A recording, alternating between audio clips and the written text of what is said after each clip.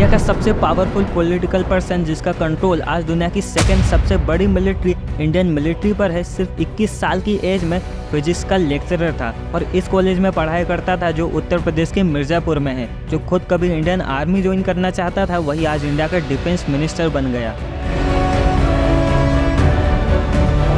10 जुलाई 1951 में उत्तर प्रदेश के चंदौली डिस्ट्रिक्ट में एक राजपूत किसान के घर राजनाथ सिंह का जन्म होता है, जिनके फादर का नाम रामबंदन सिंह और मदर का नाम गुजराती देवी था। उन्होंने अपने गांव से ही बेसिक एजुकेशन कंप्लीट किया और फिर गोरखपुर यूनिवर्सिटी से एमएससी फिजिक्स में पोस्ट ग्रेजुएशन कंप्लीट किया और फिर मिर्ज़ापुर में ही केवी पोस्ट ग्रेजुएट कॉलेज में as a physics lecturer join करते हैं।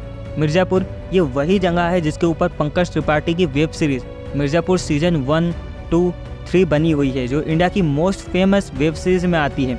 राजनाथ सिंह वैसे तो बचपन से ही एक एक्सीलेंट स्टूडेंट है और उनका इंटरेस्ट पॉलिटिक्स में भी काफ़ी था, जिसकी वजह से 1964 में सिर्फ 13 साल की एज में आरएसएस ज्वाइन करते हैं और 1972 में आरएसएस मिर्ज़ापुर ब्रांच के महासचिव भी बनते हैं।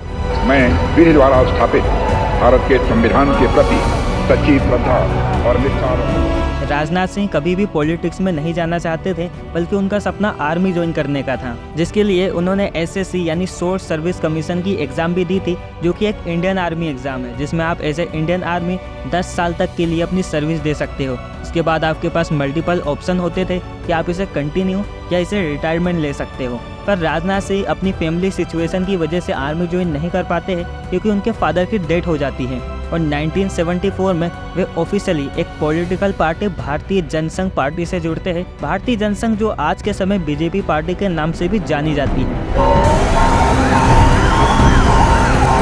जून 1975 जब इंडिया के president Fakhruddin Ali Ahmed Indian constitution के आर्टिकल 352 के अकॉर्डिंग इमरजेंसी अनाउंस कर देते हैं। भाइयों और बहनों, राष्ट्रपति जी ने आपातकाल की घोषणा की है।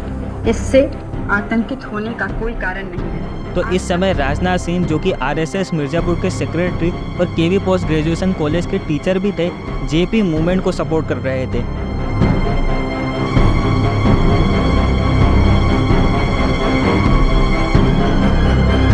जेपी मूवमेंट, जिसे जयप्रकाश नारायण लीड कर रहे थे, बेसिकली ये इंदिरा गांधी के अगेंस्ट में थे और कई सालों से इंदिरा गांधी के खिलाफ प्रोटेस्ट और कई प्रोग्राम कर रहे थे, जिसमें इन्हें काफ़ी पब्लिक सपोर्ट मिला और ज़्यादातर इन्हें स्टूडेंट सपोर्ट था क्योंकि ये इंडिया में अनएम्प्लॉयमेंट और करप्शन की बात किया करते थे। तो राजनाथ सिंह, जो कि टीचर थे, वो जेपी मूवमेंट को काफ़ी सपोर्ट कर रहे थे, जिसके कारण उन्हें 18 महीनों की जेल हो जाती है। तब उनकी उम्र सिर्फ 24 साल की थी और इसी जेल